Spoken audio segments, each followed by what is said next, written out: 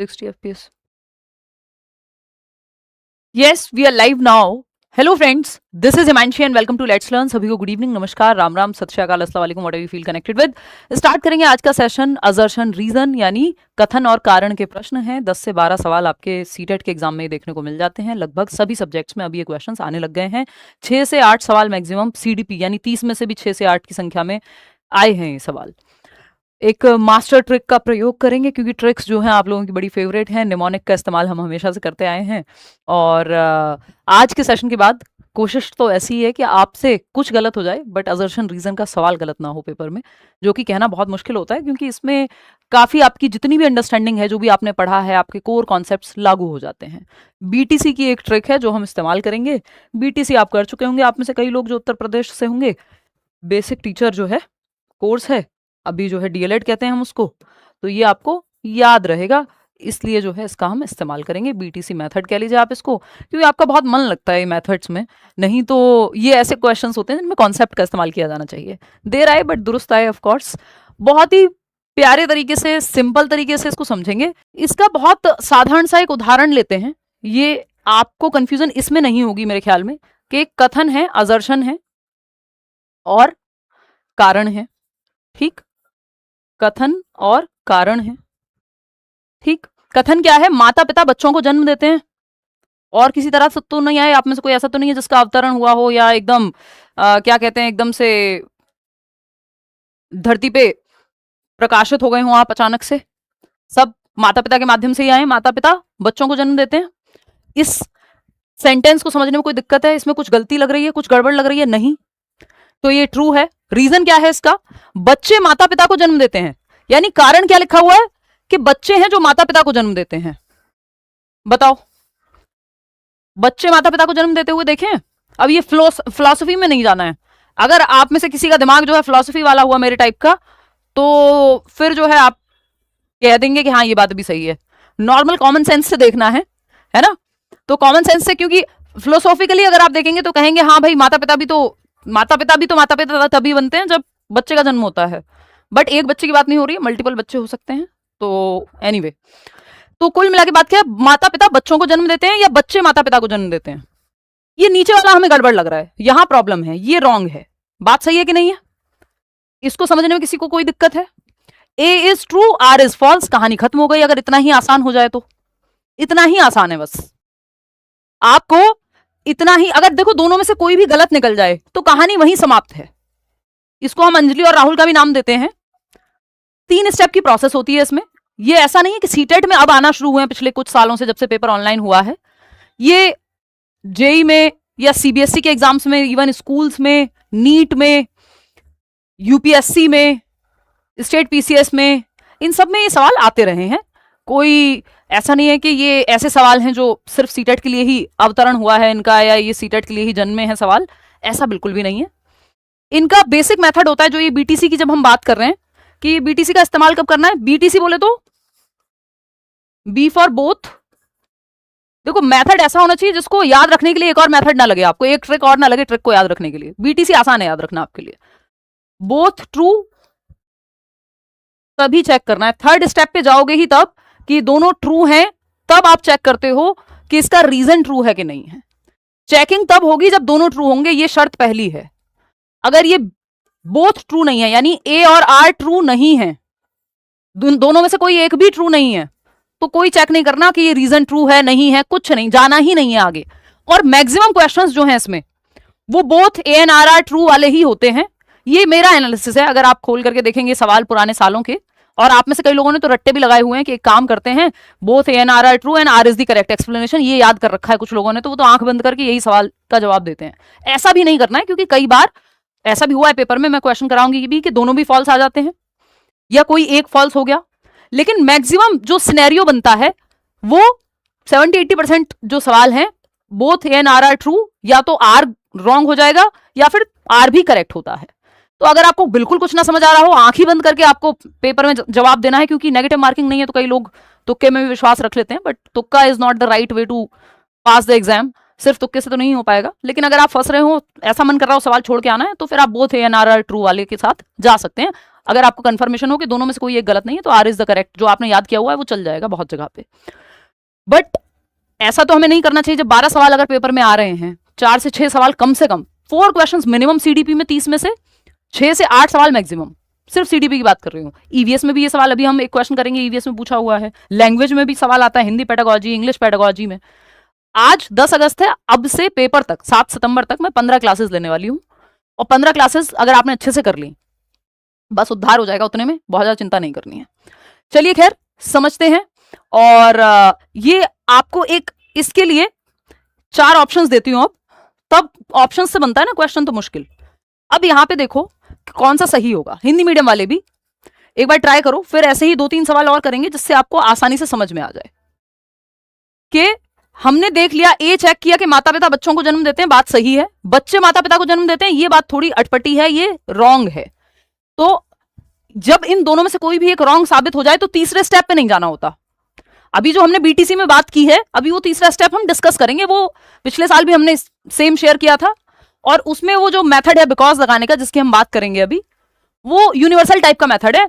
वो यूपीएससी में भी लोग यूज करते हैं, वो नीट में भी लोग यूज करते हैं। वो सार्वभौमिक टाइप का मेथड है, उसमें ऐसा नहीं है कि मैंने कोई बहुत बड़ा इन्वेंशन कर दिया हो। कोई भी कॉमन सेंसिकल इंसान वैसे ही निकालेगा, और लास्ट ईयर भी हमने वही डिस्कस किया था। तो उस पर अभी आएंगे कि जो बीटीसी पे चेक करना है, तो चेक क्या करना है, चेक करना है बिकॉज लगा करके। अभी आएंगे उस पर। सिंपल चीजें सिंपल बनानी है, मुश्किल नहीं बनानी है, ठीक है। आप में से कितने लोग क्या जवाब देना, पोल दो भाई। कहाँ है पोल? ये किस लिए दिया हुआ है ऑप्शन? अगर पोल ही नहीं देना तो हम इसका क्या काम है, क्यों दिखाएंगे? ये कमाल कर दिया। चलो मैं यहाँ पे इंतजार कर रही हूँ कि आप लोग पोल में जवाब दे रहे होगे, इतने में एक्सप्लेनेशन में लगी हुई हूँ। एनीवे फटाफट से बताओ। अब आपको पता है कि दोनों तो करेक्ट नहीं हो सकते, both A and R are correct, ये तो ऑप्शन ही नहीं है। जहां भी बोथ का ऑप्शन है वो दोनों हटा दो आप, सिर्फ 2 ही ऑप्शन बचेंगे। इसमें एलिमिनेशन बहुत आसानी से होता है, और आप आसानी से आंसर तक पहुंच सकते हैं एलिमिनेशन मेथड का इस्तेमाल करके। 92% लोग क्या कह रहे हैं, 93% लोग कह रहे हैं कि आंसर जो है वो 4th ऑप्शन होगा। अब मुझे उन 8% लोगों से मिलना है, ये 92% लोग सही जवाब दे रहे हैं, कि जो 8% लोग गलत जवाब दे रहे हैं इसमें भी। मतलब क्या हो गया भाई, प्राइमरी स्कूल भेज दें वापस? इतना कैसे? ये तो संभावना नहीं है। आपको मजे लेने हैं कमेंट सेक्शन में तो बात अलग है, अदरवाइज कोई भी इंसान जो डीएलएड करके बैठा है या अपनी इतनी पढ़ाई करके बैठा है, वो ये तो नहीं कर सकता कि इतने आसान सवाल में आपको कहाँ कंफ्यूजन है। ये बताओ, अभी तो कंफ्यूजन शुरू ही नहीं हुई है? 91% लोग 4th ऑप्शन कह रहे हैं, बाकी के 9% लोग हो गए हैं जो कुछ और जवाब दे रहे हैं इसमें से। देखो ए तो फॉल्स नहीं हो सकता, ये फॉल्स कैसे हो सकता है? ये माता पिता बच्चों को जन्म देते हैं, इसमें फॉल्स जैसा क्या है? भगवान का अवतार थोड़ी हो जा रहे हैं डायरेक्ट, वो भी माता पिता के थ्रू ही आते थे जब आप कहानियां पढ़ते हैं श्री रामचंद्र की या बाकी श्री कृष्ण की, ठीक है ना। तो ए इज फॉल्स नहीं, कहां से फॉल्स है? ए तो फॉल्स ही नहीं है। दोनों सही नहीं हो सकते, क्योंकि बच्चे माता पिता को जन्म देते हैं ये नहीं कह सकते, वो फिलॉसफी नहीं लगानी है। उल्टा थोड़ी होता है कि देखा है किसी बच्चे को उल्टा कि माँ बाप कह रहे हो आप अपने बच्चे को, समझ रहे हो? तो A is true but R is false. तो इसमें कुछ और चेक ही नहीं करना, वो जो बीटीसी मेथड है अप्लाई ही नहीं होगा। वो जरूरत ही तब पड़ेगी जब दोनों ट्रू हो, बोथ ट्रू, तो ही चेक करना है बिकॉज लगा करके, ठीक है। या दैट इज वाई लगाते हैं अगर रिवर्स में चेक करना हो, कि अगर ये आर आपको चेक करना है इसके साथ जा रहा है या नहीं, तो अगर आप दैट इज वाई लगा दोगे कि बच्चे माता पिता को जन्म देते हैं, दैट इज वाई माता पिता बच्चों को जन्म देते हैं, बनी नहीं रही बात, जरूरत ही नहीं है इसकी, बीटीसी लगेगा ही नहीं। बीटीसी कहां लगेगा? जहां पे बोथ ट्रू हो तब चेक करोगे आप, सी फॉर चेक। समझ रहे हो बात? सही है कि नहीं है? कुछ लोगों के तो आईक्यू पे शक हो गया आज मुझे, जैसा जवाब इसमें दिया है ऐसे कैसे कर सकते हो भाई। अब वो बीटीसी मेथड कहां लागू होगा उस पे भी आएंगे। अभी बस ये देखो, जैसे एक और सवाल ईवीएस में आया हुआ, आइस इज सॉलिड वाटर, यह एक आसान सा सवाल है। यानी जो कथन है ए, वो कहता है कि आइस इज सॉलिड वाटर, यानी बर्फ जो होती है वो सॉलिड पानी है, जो बिल्कुल पैक्ड एंड टाइटली पैक्ड है जिसके एलिमेंट्स। रीजन क्या है? Water freezes into ice at 0 degrees Celsius. दूसरा स्टेटमेंट आपने पढ़ा कि वाटर जो है वो फ्रीज हो जाता है आइस में 0 डिग्री सेल्सियस पे। इस बात में कोई डाउट है? 0 डिग्री सेल्सियस पे कॉमन सेंसिकल सवाल है, कोई इसमें बहुत ऐसा नहीं है कि आपको हाई आईक्यू या बहुत पूरी अंडरस्टैंडिंग सीडीपी की कोई मुश्किल कॉन्सेप्ट लगाना पड़ रहा हो। मजे की बात यह है, ये किसी भी टॉपिक से आ जाते हैं क्वेश्चन, और इसमें कई बार 2 टॉपिक एक साथ मर्ज भी हो जाते हैं, तो आपकी कॉन्सेप्चुअल क्लैरिटी कोर है कि बेसिक्स आपके क्लियर होने चाहिए पेडागोजी के। ऐसा नहीं है आप बस ट्रिक खेल के जो है पूरा पेपर क्लियर कर दोगे। 2 सवाल सही हो भी गए तो उसके अलावा भी तो पेपर देना है। तो हम यहाँ पे ये देख रहे हैं, आप में से ज्यादातर लोग कह भी रहे हैं, ये अभी हम करेंगे, इसका जवाब दूंगी मैं। आइस इज सॉलिड वाटर, बिल्कुल करेक्ट बात है। आइस किसको कह रहे हो? Solid water. कोई ये मत कहना लगना कोका कोला जमा दी हमने, वो भी तो वाटर ही है। Water freezes into ice at 0 degree Celsius, ये बात भी ट्रू है, लगा दो बीटीसी। जब बोथ ट्रू हो तो चेक करना होता है, क्या करना होता है? चेक अगेन, ये बीटीसी बी बिकॉज पे ही, बिकॉज लगा के ही चेक करना होता है। चेक क्या करना होता है वो आपको पता है कि चेक सिंपल बिकॉज, ये ट्राइड एंड टेस्टेड मेथड है। अगेन मैं इसमें क्रेडिट नहीं लेना चाहूंगी, पिछले साल भी हमने डिस्कस किया था, शायद उसके पिछले साल भी किया हो। ये एकदम स्टैंडर्ड तरीका है, इन सवालों को सॉल्व करने के लिमिटेड ही तरीके हैं। तो यहां पे बिकॉज जब आप लगाएंगे, क्योंकि दोनों ट्रू हैं, बोथ ट्रू हैं, तो बिकॉज लगा के देख लो। Ice is solid water because water freezes into ice at 0 degree Celsius. Ice solid water इसलिए है क्योंकि पानी फ्रीज हो जाता है 0 डिग्री सेल्सियस पे, कोई डाउट नहीं। तो इसका मतलब ये रीजन भी सही है इसके बारे में। भाई असर्शन क्या कहते हैं? अंजलि क्या कह रही है कि आइस सॉलिड वाटर होती है, सही कह रही हो अंजलि तुम। रीजन यानी राहुल क्या कह रहा है कि water freezes into ice at 0 degree Celsius. Rahul ने कहा कि पानी जो है बर्फ बन जाता है 0 डिग्री सेल्सियस पे। तो पानी बर्फ क्यों बनता है, यही तो एक्सप्लेन किया है नेक्स्ट स्टेप में। तो अंजलि अपने आप में करेक्ट है, राहुल अपने आप में करेक्ट है, दोनों एक दूसरे के लिए सही है कि नहीं है? दोनों एक दूसरे के लिए सही है, ये हमने बिकॉज लगा के चेक कर लिया, बस बात बन गई। 36 गुण हो गए मैच, 36 ही होते हैं ना। तो ये तो अभी एक ऑप्शन के थ्रू भी हम चेक करेंगे, ये मैं क्वेश्चन आपको कराऊंगी जिससे आपके मन से ये निकल जाए कि हाँ ठीक कर पा रहे हैं या नहीं। फिर हम सीडीपी के क्वेश्चंस पे आएंगे, जस्ट 20 क्वेश्चंस करेंगे, ज्यादा नहीं, और आप बहुत अच्छे सॉल्व कर पाओगे, आज देख लेना। देखो एक बार, असर्शन क्या है, कथन क्या है? An apple falls to the ground when it detaches from a tree. यानी जो एक एप्पल है, क्योंकि हम सिंपल कॉन्सेप्ट से समझेंगे, एप्पल क्या है? एक सेब को एप्पल कहते हैं, इतना तो बताइए हमें। न्यूटन वाली कहानी याद करो, सर पे आके लगा। तो एप्पल ट्री से नीचे की तरफ फॉल करता है, ट्री से एप्पल नीचे गिरेगा। ये पेन मैं यहां से गिराऊंगी तो नीचे ही जाएगा, ऊपर तो नहीं जाएगा कि सीलिंग में हिट हो जाए। तो चीजें नीचे गिरती हैं, यानी एप्पल ट्री से ग्राउंड की तरफ जाता है। ये बात गलत है कि सही है? बिल्कुल सही है। ये तो आपको कुछ ना बताओ तब भी इतना तो पता है कि एप्पल नीचे ही जाएगा। इसका रीजन या दूसरा स्टेटमेंट क्या है? The earth has a gravitational force that attracts all objects towards its centre. यानी गुरुत्वाकर्षण बल है किसका? पृथ्वी का, जिसकी वजह से ये अपनी तरफ अट्रैक्ट करती है। मैं और आप सीधे खड़े हो पा रहे हैं, मार्स पे जाएंगे तो वहां नहीं होंगे। वो आपने देखा एस्ट्रोनॉट्स उड़ते रहते हैं हवा में प्लेन के अंदर, या वो अलग तरह की आपकी जैकेट्स वगैरह पहन के जाते हैं, चीजें करते हैं। तो अर्थ का ग्रेविटेशनल फोर्स है, गुरुत्वाकर्षण फोर्स है, ये बात भी सही है, जिसकी वजह से ऑब्जेक्ट्स को ये अपनी तरफ आकर्षित करती है और नीचे की तरफ गिरते हैं ऑब्जेक्ट्स। अब बीटीसी लग जाएगा यहां, क्योंकि बोथ ट्रू हैं। अंजलि राहुल दोनों सही बात कर रहे हैं, अब एक दूसरे के लिए सही कर रहे हैं या नहीं कर रहे हैं, इसके लिए बिकॉज लगाएंगे। क्या लगाएंगे? बिकॉज लगाएंगे, क्योंकि बोथ ट्रू हैं। अगर इन दोनों में से कोई भी एक गलत हो जाता, आगे जाने की जरूरत ही नहीं थी। सिंपल 2 ऑप्शन हट जाते, 2 ही ऑप्शन बचते, जो गलत था वो गलत था, बात खत्म हो जाती है ना।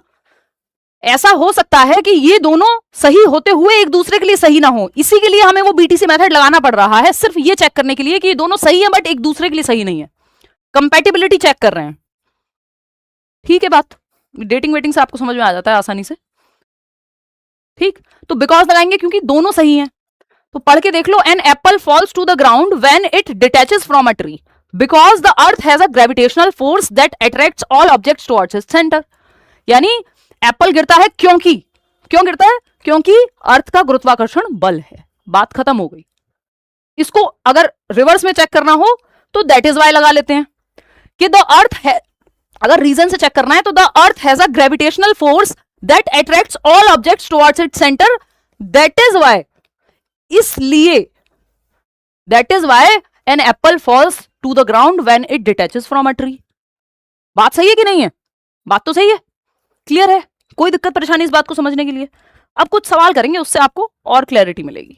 इससे पहले वाला सवाल अगर हम चेक करना चाहें, क्योंकि बोथ ट्रू थे, तो इसको भी अगर रिवर्स में चेक करना चाहें कि आइस इज सॉलिड वाटर, यानी जो बर्फ है वो सॉलिड वाटर है, यानी वाटर है सॉलिड फॉर्म में। Water freezes into ice at 0 degree Celsius, दोनों सही हैं। दोनों सही होते ही बीटीसी लगा देना है, यानी बोथ ट्रू। तो चेक कर लो भैया, तीसरा स्टेप चेकिंग है फिर, अगर बोथ ट्रू हैं तो। अब इसको रिवर्स कैसे चेक करेंगे? ये बिकॉज लगा के देख लिया तो ये नॉर्मल चेकिंग है। आपका मन कर रहा है नहीं इसको तो एक तरीके से और चेक करेंगे, दैट इज वाई लगाएंगे। तो ice is solid water because water freezes into ice at 0 degree Celsius. भाई आइस वाटर इसलिए है क्योंकि वाटर फ्रीज हो जाता है 0 डिग्री पे, इसलिए आइस बनने का रीजन है ये। अब इसको अगर दैट इज वाई लगा के चेक करना हो, उल्टा चेक करना है रीजन से, तो आप क्या करेंगे कि water freezes into ice at 0 degree Celsius, that is why ice is solid water. Simple, खत्म बात। अब आएगा पोल। अब क्वेश्चन, यही क्वेश्चन अब आपके सामने जब 4 ऑप्शंस में आएगा तो आप 2 सवाल ये वाले सॉल्व करोगे, फिर उसके बाद हम पेडागोजिकल सवालों पे आ जाएंगे। और अगर आपने ये सेशन पूरा देख लिया तरीके से, ये मेथड अप्लाई होते हुए देख लिया, आपको दिक्कत नहीं आने वाली पेपर में। ये 12 नंबर आपके कहीं नहीं जाने वाले। और मजे की बात ये, ये क्वेश्चंस आपके कॉन्सेप्ट को, बहुत क्लैरिटी कितनी है कॉन्सेप्ट की, वो ला देते हैं इन क्वेश्चंस के बारे में। अच्छी बात यही है, ठीक है। अब हिंदी मीडियम वाले भी परेशान हो रहे होंगे, अब वो पढ़ लें, दोनों साइड सेम क्वेश्चन है, बस ऑप्शंस के साथ दिया है, पोल में आपको जवाब देना है। 89% लोग फर्स्ट ऑप्शन कह रहे हैं, देखते हैं। देखिए, ice is solid water. Ice क्या है? सॉलिड वाटर है। हिंदी में भी पढ़ लो, बर्फ पानी का ठोस रूप है। ये बात सही है? हाँ जी, सही है। Water freezes into ice at 0 degree Celsius. ये बात भी सही है कि पानी जो है बर्फ बन जाता है 0 डिग्री यानी 0 डिग्री सेल्सियस पे। ये बात भी सही है। आपको पता है जैसे ही दोनों बातें सही होंगी, बोथ ट्रू होगा तो चेक कर लेना है, बीटीसी लगा देंगे, बात खत्म, है ना। चेक करना है क्या करके? ये बी से ही चेक होगा, बिकॉज लगा करके, नहीं तो दैट इज वाई भी लगा सकते हो। चेक करने के 2 तरीके हैं, ठीक। अब यहां पे पता है बर्फ पानी का ठोस रूप है क्योंकि, या बिकॉज, क्योंकि पानी 0 डिग्री पे जम जाता है, या फिर water freezes into ice at 0 degree Celsius, that is why ice is solid water. इसीलिए तो सॉलिड वाटर है, क्योंकि बर्फ बन जाता है पानी 0 डिग्री सेल्सियस पे। अब जैसे ही दोनों चेक कर लिए तो बिकॉज लगा दिया, सेट बैठ रहा है कि हाँ सही रीजन है। तो देखो, जैसे ही दोनों सही हो जाते हैं तो 2 ऑप्शन तो पहले हट जाएंगे कि ए इज फॉल्स, हट गया क्योंकि दोनों सही है। तो ये 4 में से 2 ऑप्शन तो 50% काम खत्म हो गया। जैसे आपने देख लिया दोनों सही है, बिकॉज लगाया, आपने पाया कि हाँ ये इसका सही से रीजन है, तो R is the correct explanation हो गई। अगर ये बिकॉज लगा के सही नहीं बैठ रहा होता, जैसे हमने शुरुआत में बात की थी कि माता पिता बच्चों को जन्म देते हैं, अब इसमें लगा लो बिकॉज कि बच्चे माता पिता को जन्म देते हैं, गलत हो गई बात, दूसरी बात ही गलत है, उसमें बिकॉज लगने की संभावना ही नहीं है, सी पे जाओगे ही नहीं क्योंकि बोथ ट्रू ही नहीं है, बीटीसी लगेगा ही नहीं, ठीक है ना। तो both A R and R are सही, दोनों सही है, और ए सही, आर जो है वो सही व्याख्या करता है, ए के बारे में सही एक्सप्लेनेशन देता है। एक और सवाल जो हमने अभी अभी देखा, फिर हम आएंगे अपने मेन मुद्दे पर, नए सवाल करेंगे कुछ। असर्शन वही कि apple falls to the ground when it detaches from a tree, कि जब सेब पेड़ से अलग होता है या गिरता है वह जमीन पर गिरता है। ये बात ट्रू है। The earth has a gravitational force that attracts all objects towards its centre. ये बात भी सही है कि पृथ्वी में गुरुत्वाकर्षण बल होता है जो सभी वस्तुओं को अपने केंद्र की ओर खींचता है। ये बात तो सही है। अब जब जैसे ही दोनों सही है तो चेक करेंगे, चेक क्या करेंगे? बिकॉज लगा करके चेक कर। कैसे करोगे? बिकॉज लगा के, या दैट इज वाई लगा लो अगर आर से चेक करना हो उल्टा, तो डाउट आ रहा हो तो क्योंकि लगा लो, क्योंकि कि भाई जब सेब पेड़ से नीचे गिरता है, सेब पेड़ से अलग होता है तो जमीन पर गिरता है, क्योंकि पृथ्वी में गुरुत्वाकर्षण बल है वो अपनी तरफ खींचती है। तो सही बात है, तो सही एक्सप्लेनेशन है। अंजलि भी सही है, राहुल भी सही है, दोनों एक दूसरे के लिए भी सही है। तो किधर चले गए? अब R not the correct explanation, ये तो कह ही नहीं सकते, ये दोनों पहले ही हट गए थे कि जहां पे भी कोई एक ट्रू है, क्योंकि ये तो बोथ ट्रू है। तो R is the correct explanation. जैसे ही बोथ ट्रू होंगे तो चेक कर लेंगे, बीटीसी हो जाएगा, बात खत्म, ठीक है। अब आ जाते हैं अपने असली सवालों पर, असली आईडी से आ जाते हैं जो आपको पेडागोजी में देखने को मिलेंगे। ये जस्ट आपको समझाने के लिए थे। वापस जो माता पिता वाला एग्जाम्पल था वो आपको बताता है कि कैसे कई बार रीजन गलत होता है। अब ये सवाल है आपके सामने, आप सॉल्व करेंगे इसको और फटाक से बताएंगे ये जो है कैसे चीजें। Himanshu ma'am, you teach very well. अच्छा, धन्यवाद, तारीफ के लिए शुक्रिया। अब आ जाइए इधर। देखिए, अब अगेन आपको असर्शन चेक करना है और रीजन चेक करना है। असर्शन यानी कथन, रीजन यानी कारण। दोनों अपने आप में, ये मान लो स्टेटमेंट 1 है ये, और ये स्टेटमेंट 2 है। ये स्टेटमेंट 2 इसके बारे में सही है कि नहीं है ये तब चेक होगा, पहले देखेंगे दोनों सही है या नहीं है, ठीक है। बहुत कंफ्यूजन हो कभी भी तो बहुत सही की तरफ, वो बता दिया मैंने आपको कहानी, ज्यादा चांसेस उन दोनों के होते हैं। देखिए, क्योंकि रॉन्ग को आप पकड़ जाओगे। असर्शन क्या है? At any as the teacher should focus on what the child can not do rather than what they can do with help or support। यानी किसी भी उम्र में शिक्षकों को इस बात पर ध्यान देना चाहिए कि बच्चा क्या नहीं कर सकता है, बजाय इसके कि वे मदद या समर्थन से क्या कर सकते हैं। एकदम मूर्खतापूर्ण बात है। भाई टीचर को यह देखना है कि वो सपोर्ट से क्या कर सकता है, ये नहीं कि क्या नहीं कर सकता है। तो ये तो गलत बात हो गई ना। भाई वाइगॉत्स्की क्या कह रहे हैं कि बच्चा जो सपोर्ट से कर सकता है, जो उसका पोटेंशियल है, उसको थोड़ा सा चैलेंज देके, स्कैफोल्डिंग देके वहां तक पहुंचाओ। ये थोड़ी देख सकते हैं कि क्या नहीं कर सकता, जो कर सकता है उस पर जाओगे ना आप, और जो आज नहीं कर सकता हो सकता है कल कर पाए। रीजन क्या है इसका? Lev वाइगॉत्स्की propose. देखो अब यहां पे ना 50% गेम खत्म हो गया। बोथ आपको चेक ही नहीं करना, क्योंकि एक गलत निकल गया। एक गलत निकल गया तो बोथ ट्रू कैसे हो सकते हैं? रीजन क्या है इसका? Lev Vygotsky proposed that learning should include only those behaviours that the child can do independently. कि वाइगॉत्स्की ने प्रस्तावित किया है कि सीखने में केवल उन व्यवहारों को शामिल किया जाना चाहिए जो बच्चा स्वतंत्र रूप से कर पाए। नहीं भाई, वाइगॉत्स्की तो कह रहे हैं कि ये चीज है जो बच्चा स्वतंत्र रूप से इंडिपेंडेंटली कर पा रहा है। ZAD भी कह देते हैं इसको, कि जोन ऑफ एक्चुअल डेवलपमेंट। वो कह रहे हैं इसके बाहर जाना है, जो वो सहायता से कर पाए उस पर ध्यान देना है, ZPD पे। ये कह रहे हैं नहीं, वाइगॉत्स्की कह रहे हैं कि बस उतना ही करो जितना अकेले कर पाओ। तो ये तो गलत हो गया, दोनों ही गलत हो गए। तो पहले 50% काम खत्म हो गया था, अब बोथ आर फॉल्स आ गए। ये है ऑप्शन, थर्ड ऑप्शन। ए और आर दोनों ही गलत हैं। कितने % लोग? 46% लोग सही जवाब दे रहे हैं इसका भी। जबकि कितना आसान सवाल है, बस नया सवाल है तो आप फंस जा रहे हैं। भाई कोई भी ये थोड़ी कहता है यहां पर कि एट एनी एज, किसी भी एज पे बस टीचर को उस चीज पे फोकस करना है जो नहीं कर सकता बच्चा। नहीं भाई, हम चाइल्ड सेंटर्ड एजुकेशन में ये पढ़ते हुए आ रहे हैं, बच्चा एबिलिटी टू लर्न, सीखने की क्षमता के साथ पैदा होता है, क्रिएटिविटी की क्षमता के साथ पैदा होता है, क्यूरियस है बाय नेचर, जिज्ञासु है, हम उसकी जिज्ञासा को मारते हैं। तो ये जब हमने बात कर ली यहां पे,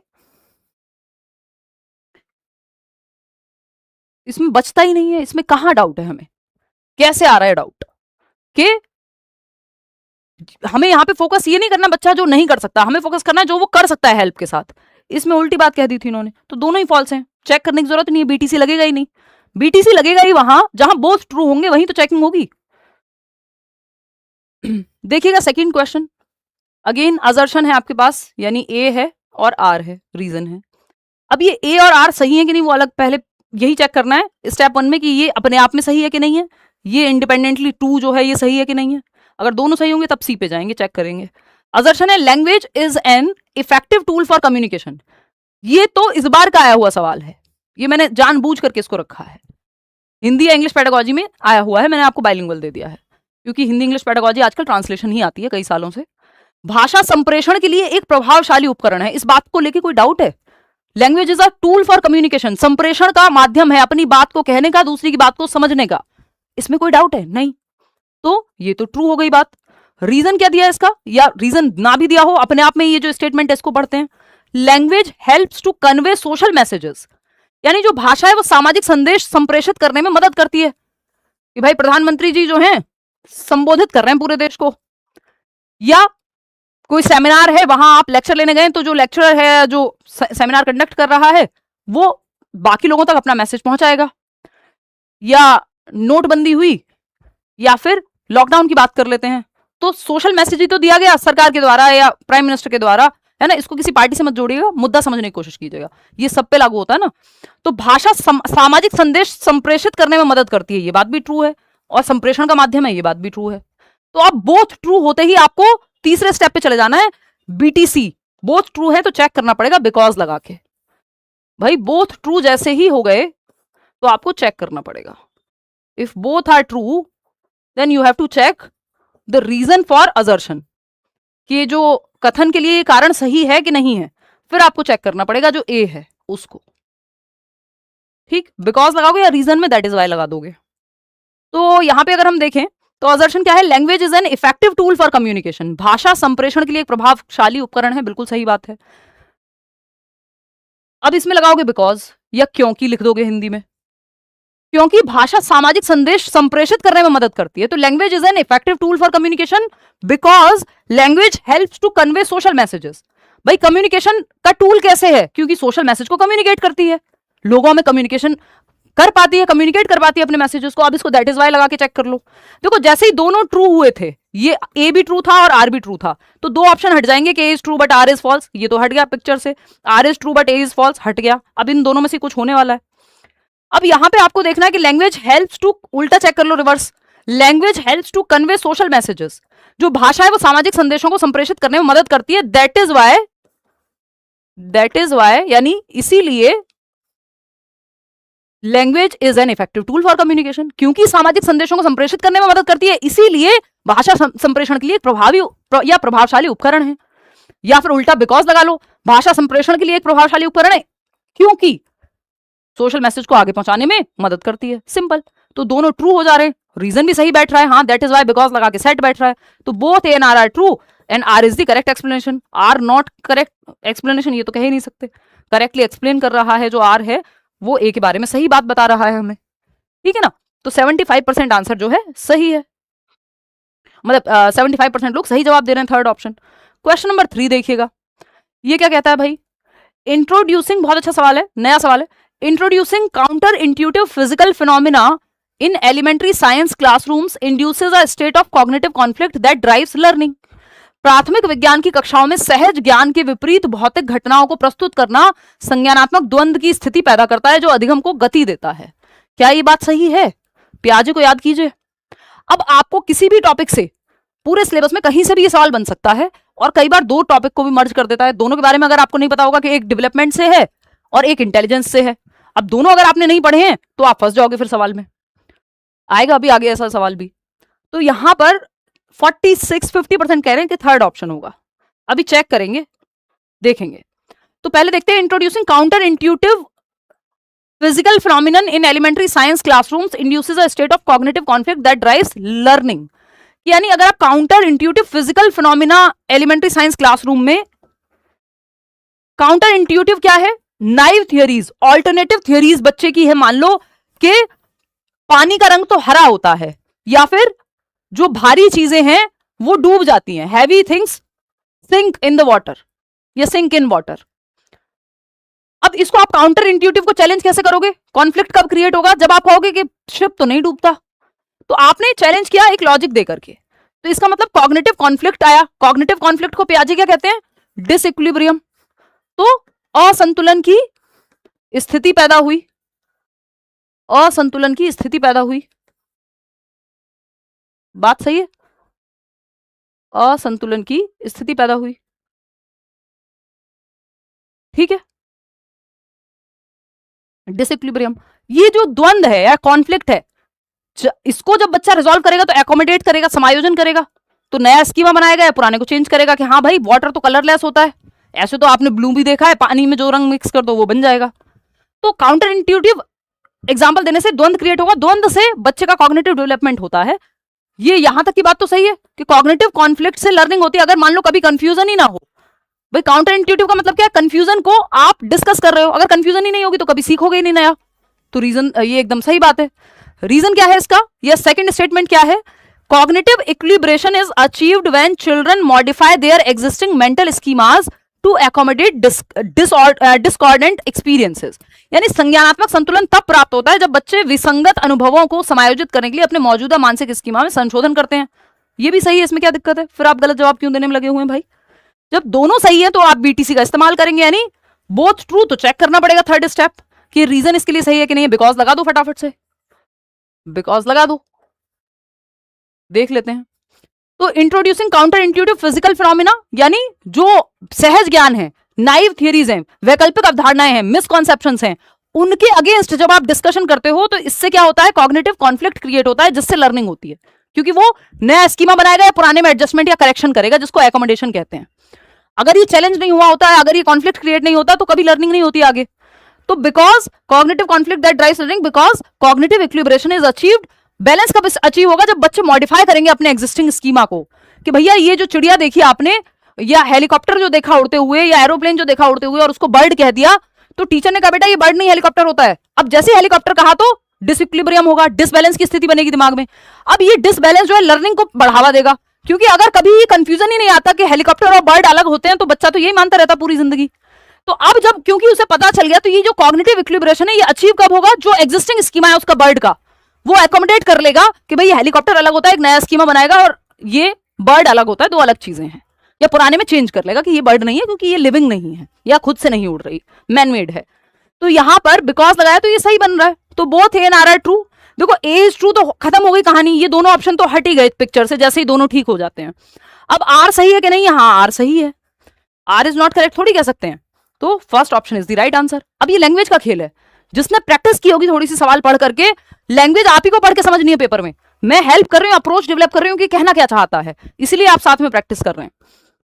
first option is the right answer. आगे बढ़ेंगे, क्वेश्चन नंबर 4 देखिएगा। चलो ये आसान है थोड़ा सा, ये आसान सवाल है, इसको गलत मत कीजिएगा प्लीज, ठीक है ना, इसको गलत नहीं करना है। बताओ फटाफट।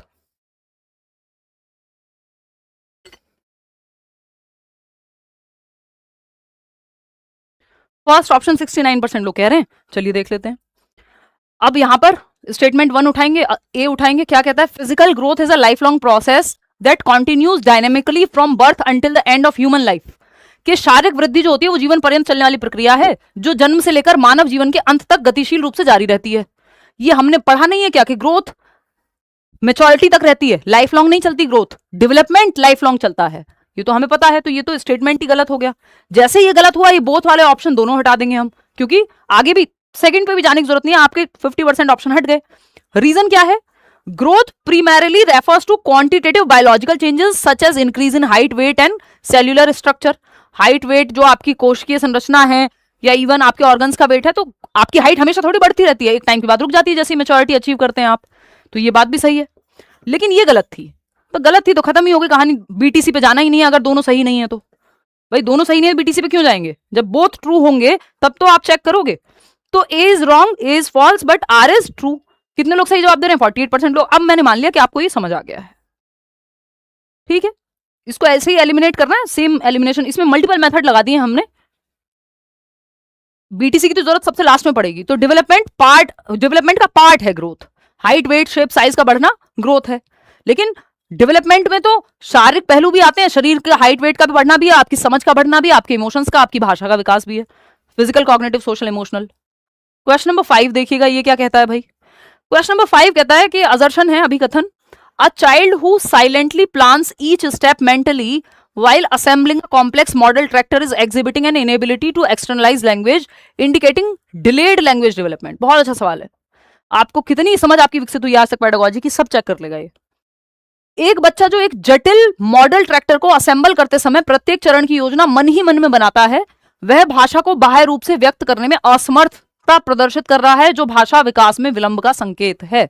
क्या ऐसा है, मन ही मन में अगर स्टेप्स प्लान कर रहा है तो साइलेंट इनर स्पीच का इस्तेमाल कर रहा है या मेटाकॉग्निशन का इस्तेमाल कर रहा है। इसमें ये कहां से आ गया कि उसकी लैंग्वेज का डेवलपमेंट ही डिले हो चुका है, ये कहां से आ गया। तो ये तो बात ही गलत है। जैसे ही ये गलत हुआ तो ये बोथ वाले दोनों ऑप्शन हट गए, बचा ही आपके 2 ऑप्शन है। अब इसको पढ़ेंगे, बीटीसी लगेगा ही नहीं यहां पे। Inner speech represents the internalized form of self-directed language through which children regulate, plan and monitor their goal-directed thinking and actions। जो इनर स्पीच का यहाँ पे इस्तेमाल किया है, 2 कॉन्सेप्ट लग रहे हैं। इनर स्पीच यानी मन में बोल रहा है वो अपने अंदर, 6 साल के बाद आ जाती है, वाइगॉत्स्की की 3 जो प्राइवेट, सोशल और साइलेंट इनर स्पीच है, और मन ही मन में खुद को मार्गदर्शन दे रहा है, उसके लिए बाहर बोलने की जरूरत ही नहीं है उसे। तो आर तो करेक्ट है, आर फॉल्स तो हो नहीं सकता, ये तो हट गया, ऑप्शन ही 4th बचा है। कितने लोग सही दे रहे हैं, 77% लोग, बहुत बढ़िया, बेहतरीन। अगर आप इतना समझ जाएंगे फिर आप गलती नहीं करने वाले इजीली। तो 4th option is right. Wrong तभी करना जब आप श्योर हो, और श्योर कैसे होंगे, कॉन्सेप्ट से होंगे। क्वेश्चन नंबर 6 देखिए, क्वेश्चन नंबर 6 कहता है, वही असर्शन पढ़ेंगे, a child experiencing chronic emotional stress and anxiety at home is likely to show slower physical growth and reduced participation in playground activities। एक बच्चा जिसको लंबे समय से मानसिक पीड़ा है, चिंता है, एंजाइटी है, इमोशनल डिस्टर्बेंस है, वो फिजिकली भी बहुत अच्छा डेवलप नहीं कर पाएगा, क्योंकि वो बहुत भय में जी रहा है, अब उसके इमोशंस हिले हुए हैं, और आपस में सब फिजिकल, कॉग्निटिव, सोशल, इमोशनल, शारीरिक, संवेगात्मक, संज्ञानात्मक और सांवेगिक सब आपस में जुड़े हुए हैं, विकास के सारे पहलू। ये बात तो सही है, गलत थोड़ी है ये बात, ट्रू है ये बात। रीजन क्या है इसका, रीजन है डिफरेंट, या सेकंड स्टेटमेंट पढ़ना है हमें, एक टाइम पे एक ही स्टेटमेंट पढ़ना होता है, सेकंड स्टेटमेंट पढ़ेंगे भाई। Different domains of child development, physical, cognitive, social and emotional are independent systems and do not affect one another. ये कह रहे हैं कि विकास के प्रकार आपस में जुड़े हुए नहीं है, एक दूसरे को प्रभावित ही नहीं करते। अगेन कहानी खत्म, ए ही सही है, आर तो सही ही नहीं है, तो बोथ वाला तो ऑप्शन फिर से हट गया, एलिमिनेट कर देंगे, ये तो हट ही गया। ए इज ट्रू, हाँ ए तो ट्रू था। आर इज फॉल्स, बिल्कुल सही है। ए इज फॉल्स, नहीं ए फॉल्स नहीं है, ये तो ट्रू है। तो थर्ड ऑप्शन कितने लोग सही जवाब दे रहे हैं? 70%। जो लोग इतना करना सीख गए, इसके आगे वो बोथ एन आर ट्रू और एक्सप्लेनेशन सब ढूंढ लेंगे, कोई चिंता नहीं है अब आपको। ठीक है, क्वेश्चन नंबर 7, असर्शन क्या है? Translingual classroom practices where students are allowed to alternate between their home language and the school language enhance conceptual understanding in science। यानी जहां ऐसी बहुभाषी कक्षा है या जहां पे अपनी भाषा से स्कूल की भाषा में बच्चा कभी भी बात कर सकता है और स्कूल की भाषा से अपनी भाषा पे आ सकता है, यानी फ्लेक्सिबिलिटी है कि वो कोई भी लैंग्वेज यूज कर सकता है। तो ऐसे में कॉन्सेप्चुअल अंडरस्टैंडिंग बेहतर होती है, क्योंकि बच्चे अपनी घर की भाषा में बेहतर समझते हैं, जो आपका 3 लैंग्वेज फॉर्मुला भी कहता है, नेशनल एजुकेशन पॉलिसी भी कहती है कि मदर टंग में शिक्षा दीजिए, मातृभाषा का इस्तेमाल कीजिए। यहाँ पे स्कूल और मातृभाषा में कोई ऐसा रिजिड या कुछ स्ट्रिक्टनेस नहीं है, बात सही है। रीजन क्या है? Conceptual change occurs more efficiently when cognitive structures are built upon the learner's existing linguistic and experiential repertoire। वैचारिक परिवर्तन तब अधिक कुशलता से होता है जब संज्ञानात्मक संरचनाएं शिक्षार्थी के मौजूदा भाषाई और अनुभवात्मक भंडार पर बनाई जाती है, यानी पूर्व ज्ञान पर निर्मित होता है जब नया ज्ञान, तो बेहतर लर्निंग होती है अगर बच्चे के एक्सपीरियंस से सिखा रहे हैं तो। ये बात भी ट्रू है। अब यहां बीटीसी लग जाएगा, क्योंकि बोथ ट्रू है तो आपको चेक करना पड़ेगा। बीटीसी यहां लग जाएगा क्योंकि ये ए भी सही है, आर भी सही है। अब बोथ ट्रू हो गए जब, तो आपको चेक करना है बिकॉज लगा के। चेक कैसे करोगे? ऑफकोर्स बिकॉज लगा के या दैट इज वाई लगा के, दो तरीके हैं। तो अब यहां पे ये दोनों ऑप्शन हट गए कि A is true but R is false, क्योंकि दोनों ट्रू हैं यहां। तो अब आपको बिकॉज लगाना है, सिंपल। कैसे लगाओगे? या क्योंकि लगाना है हिंदी में। Translingual classroom practices where students are allowed to alternate between, यानी एक भाषा से दूसरी भाषा में ऑल्टरनेटिवली जा सकते हैं, home language and school language में चेंज कर सकते हैं। एनहेंस कॉन्सेप्चुअल अंडरस्टैंडिंग, इससे उनके कॉन्सेप्ट की समझ बेहतर होती है, क्योंकि कॉन्सेप्चुअल चेंज जो है, कॉन्सेप्ट का बनना या दिमाग का विकास ज्यादा बेहतर होता है जब कॉग्निटिव स्ट्रक्चर्स अपने एग्जिस्टिंग लैंग्वेज जो बच्चों को आती है और जो अनुभव उसको आते हैं प्रीवियस नॉलेज पे बेस्ड हो। बिल्कुल सही बात है, क्योंकि लगा लिया, दैट इज वाई लगा के देख लो तब भी हो जाएगा ये। तो both A and R are true and R is the correct explanation. Wrong तो है नहीं, यही बात बिकॉज लगा के सिद्ध हो जाती है। तो बोथ ट्रू, चेक कर लिया, बीटीसी, खत्म हो गई बात। आगे बढ़ेंगे, क्वेश्चन नंबर 8 देखिएगा। ये क्या कहता है भाई? असर्शन क्या कहता है? फटाफट से पढ़ेंगे, 1 2 तीसरा स्टेप जब चेक करेंगे जब दोनों सही हों। In a geography lesson, asking children to find patterns in local weather changes using newspaper clippings represents a heuristic method of instruction। अब आपके कई कॉन्सेप्ट क्लियर होंगे इन्हीं सवालों से। मतलब क्या है कि कथन है कि भूगोल के पाठ में, यानी ज्योग्राफी जब आप पढ़ रहे हैं, तो बच्चों को समाचार पत्र की कतरनों या फिर जो आपकी क्लिपिंग्स होती हैं, न्यूज़पेपर के आर्टिकल्स होते हैं, कटिंग्स कह लीजिए आप, तो न्यूज़पेपर कटिंग्स से बच्चों को रोज आता है न्यूज़पेपर में आज इतना तापमान है, लोअर इतना होगा, हायर या मैक्सिमम इतना होगा, है ना। तो भूगोल के पाठ में बच्चों को समाचार पत्र की कतरनों का उपयोग करके स्थानीय मौसम परिवर्तनों में पैटर्न खोजने के लिए कहना निर्देश की अन्वेषण विधि को दर्शाता है, ह्यूरिस्टिक मेथड को, टीचिंग के या इंस्ट्रक्शन के। ह्यूरिस्टिक मेथड खोज विधि से इंस्पायर्ड है, अन्वेषण विधि कहते हैं इसको। दिया था किसने? आप बताएंगे कमेंट सेक्शन में, ठीक है।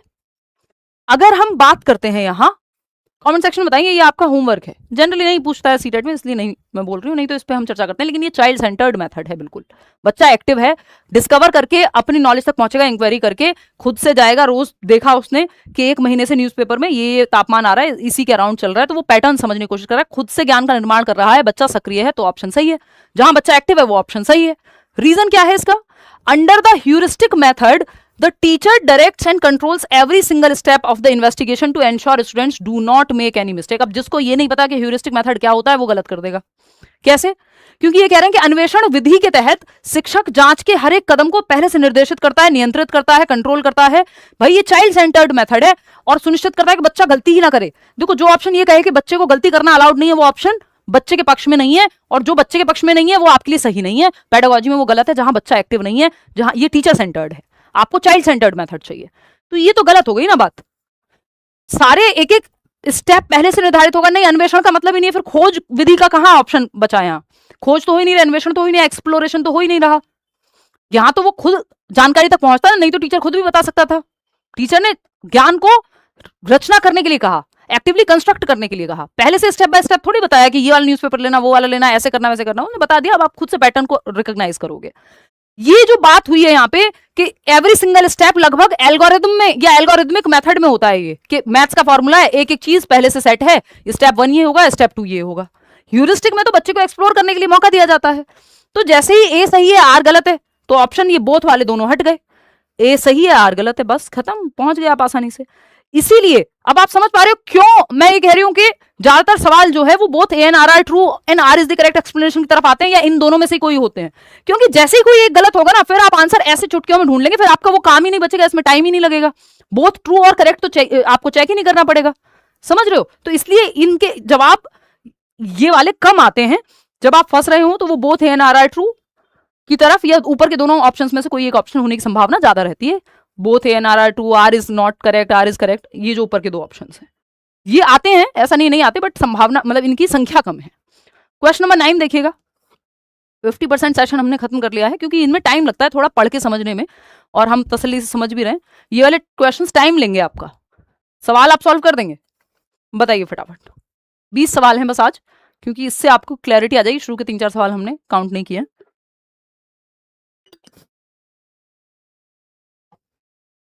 देखिएगा असर्शन क्या है, यानी पहला स्टेटमेंट चेक करो आप। First, a primary teacher concludes that the standardized time bound IQ scores obtained at the beginning of the academic session are sufficient for identifying each learner's future learning potential and designing individualized instructional support throughout the year। एक प्राथमिक शिक्षक शैक्षणिक सत्र के आरंभ में कहता है कि IQ से ही सब कुछ निर्धारित हो जाएगा। ये IQ को क्रिटिसाइज मल्टीपल इंटेलिजेंस करती है साफ साफ, जो हार्वर्ड गार्डनर की थियरी है कि IQ पूरा कोई एकमात्र आधार नहीं है कि जिससे आप बुद्धि का पता लगा लोगे, है ना? तो ये नहीं है कि प्राइमरी टीचर ये कहेगा आईक्यू से बस या तो सपोर्ट मिले या फिर ना मिले, सारा कुछ पूरा फ्यूचर डिसाइड हो जाएगा आईक्यू टेस्ट से। नहीं भाई, हम ये मान के चलते हैं कि एबिलिटी इज इंक्रीमेंटल, लिख लेना कहीं पे, काम आएगा। एबिलिटी इज इंक्रीमेंटल, क्षमता क्या है? क्षमता में बढ़ोतरी संभव है। एबिलिटी इज इंक्रीमेंटल, यानी बढ़ोतरी संभव है। क्षमता को, यानी बच्चे की क्षमता को बढ़ाया जा सकता है। आप ये नहीं कहोगे कि फिक्स हो गई एबिलिटी, बस आईक्यू स्कोर ने तय कर दिया अब तो ये तो सीख पाएगा या तो नहीं सीख पाएगा। आप मानते हो कि क्षमता को बढ़ाया जा सकता है अच्छे मेथड से सिखा के, अच्छा खान पान करके, है ना? आईक्यू पे आपकी सोशियो इकोनॉमिक स्टेटस का प्रभाव पड़ता है, लेकिन ऐसा नहीं है कि एकमात्र उसी का प्रभाव पड़ता है। तो आप एनवायरमेंट अच्छा रख सकते हो, अच्छी एजुकेशन दे सकते हो, क्षमता को बढ़ाया तो जा सकता है। ये थोड़ी कि एबिलिटी इज फिक्स्ड, नहीं भाई, ये व्यू है। एबिलिटी इज फिक्स्ड नहीं मानना है आपको, एबिलिटी इंक्रीमेंटल है। ध्यान रखना, बहुत सारे सवाल इसी बात से सॉल्व हो जाएंगे। इसलिए हम कहते हैं कि टीचर की एक्सपेक्टेशन भी मैटर करती है। आप ये नहीं कह सकते एक बच्चा स्पेशल चाइल्ड है तो उससे आप एक्सपेक्टेशन लो रखेंगे। एबिलिटी इज फिक्स्ड नहीं जी, एबिलिटी फिक्स नहीं है। फ्लेक्सिबिलिटी, लचीलेपन की तरफ जाना है आपको, ठीक है? तो ये तो बात अपने आप में गलत हो गई। अब आप देख रहे हो क्वेश्चन से कितने कॉन्सेप्ट सीख रहे हो। अब नेक्स्ट पे जाएंगे। अब जैसे ही ये गलत हो गई तो ये दोनों ऑप्शन तो हट गए पिक्चर से, काम आसान हो गया। ए और आर दोनों तो सही है ही नहीं, क्योंकि एक गलत हो गया। अब बीटीसी लगेगा ही नहीं इसमें। Dynamic assessment estimates are learners developmental potential by examining how performance changes when graduated prompts, mediated assistants and adjustable scaffolding are provided within the learner zone of proximal development. भाई Vygotsky तो नहीं कह रहे IQ test करा लो, वो कह रहे हैं डायनेमिक असेसमेंट करते रहो, जैसे जैसे बच्चे को नीड हो वैसे वैसे हेल्प देते जाओ। ये बात तो सही है एकदम, रीजन एकदम परफेक्ट है। तो A is false but R is true. कितने लोग दे रहे हैं ये सही जवाब? 72% लोग। परफेक्ट, बहुत खुश हूं मैं आप लोगों की तरक्की देख करके। चलिए, fourth option is the right answer. आगे बढ़ेंगे, क्वेश्चन नंबर 10 देखिएगा। ये क्या कहता है? ये कहता है, अब अगेन स्टेटमेंट चेक करोगे 1 और 2। पहले 1 को चेक करोगे। Classroom instruction should be highly differentiated and customised to cater to the diverse learning paces of students. छात्रों की विविध सीखने की गति को पूरा करने के लिए या सुसाधित करने के लिए कक्षा का निर्देश अत्यधिक विभेदित और अनुकूलित होना चाहिए, यानी विभेदित अनुदेशन का पालन करना है। डिफरेंशिएटेड इंस्ट्रक्शन का, चाइल्ड सेंटर्ड है, डिफरेंट बच्चे की नीड के हिसाब से इंस्ट्रक्शन देनी है। स्टैंडर्ड इंस्ट्रक्शन या यूनिफॉर्म इंस्ट्रक्शन नहीं देनी है। अभी हम कल जहां तक है आपके टैग वर्ड्स करेंगे, पॉजिटिव नेगेटिव वर्ड्स, तो आपको पता होना चाहिए कि यूनिफॉर्म कपड़ों में अच्छी होती है, मेथड में अच्छी नहीं होती है। यूनिफॉर्म इंस्ट्रक्शन हो चाहे वो स्टैंडर्ड इंस्ट्रक्शन हो, मानकीकृत, सबके लिए एक जैसा। ये सुनने में अच्छा लगता है, बट हर बच्चे की क्षमता अलग है, तो सबके लिए एक जैसा क्यों करोगे भाई? है ना? गलत हो जाएगा।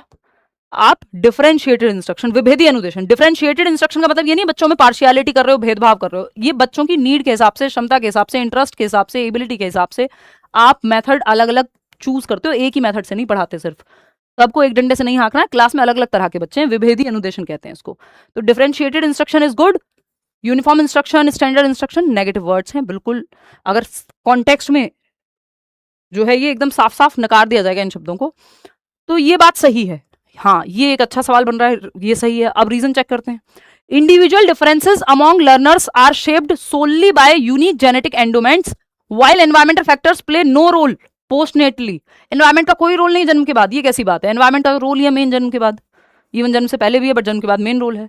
तो ये बीटीसी पे जाने की जरूरत ही नहीं, क्योंकि बोथ ट्रू ही नहीं है, तो हम बिकॉज लगा के चेक करने की जरूरत ही नहीं है। सिंपल हो गया कि बोथ वाले ऑप्शन दोनों हटा दो, ए ट्रू है, आर फॉल्स है। कितने लोग सही जवाब दे रहे हैं? आपके 81%। बहुत बढ़िया यार, आप लोगों ने तो कमाल कर दिया आज। चलिए बहुत बढ़िया। अगर आप इतना भी समझ पा रहे हैं, क्योंकि ये एक सही और एक गलत वाला सवाल जान के रखा गया है जिससे ये चेक हो सके कि आप स्टेटमेंट को पहचान पा रहे हैं या नहीं पहचान पा रहे हैं। वो बिकॉज तो आप बाद में लगाएंगे ना, पहचान पा रहे हैं या नहीं पहचान पा रहे हैं, ये इतना करना सीख गए तो आप आगे भी कर लोगे, बिकॉज भी कर लोगे फिर तो। वो भी है बीच बीच में सवाल। असर्शन क्या है? क्वेश्चन नंबर 11 है, a multilingual preschool adopts an AI enabled interactive storytelling platform and observes that children between 3 and 6 years rapidly internalize unfamiliar vocabulary, sentence structures and conversational patterns despite receiving identical instructional exposure as older beginners।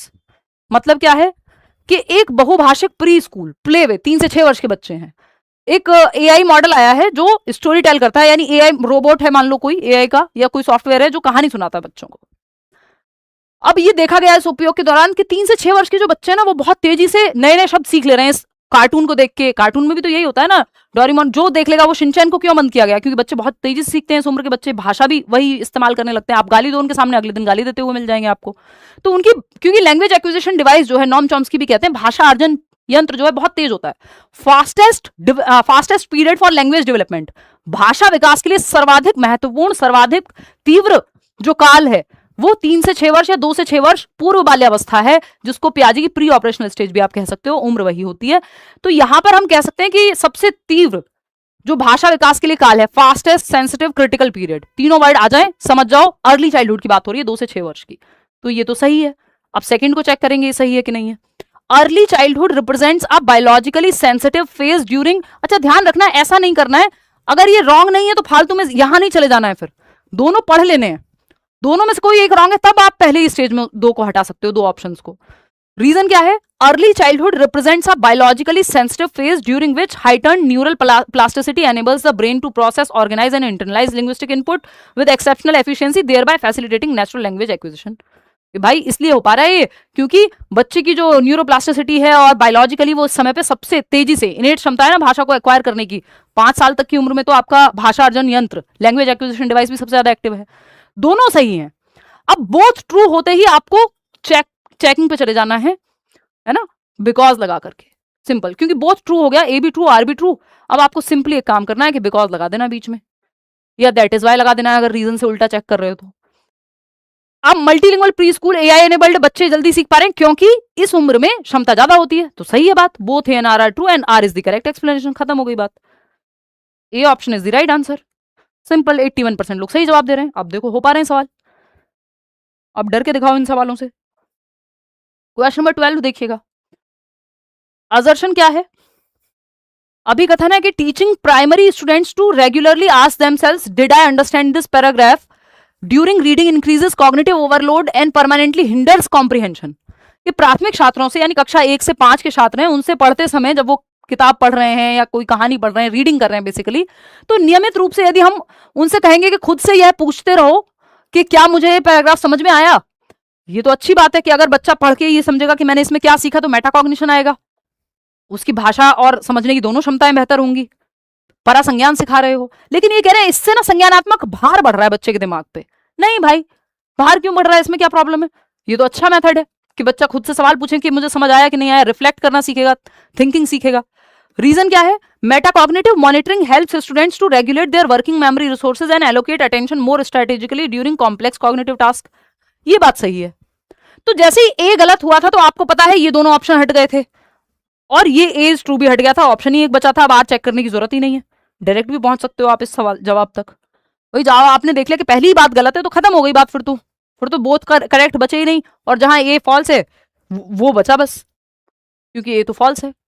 ऐसा थोड़ी है कि ये बाधा बनता है। समझ गए बात, आगे बढ़ जाए।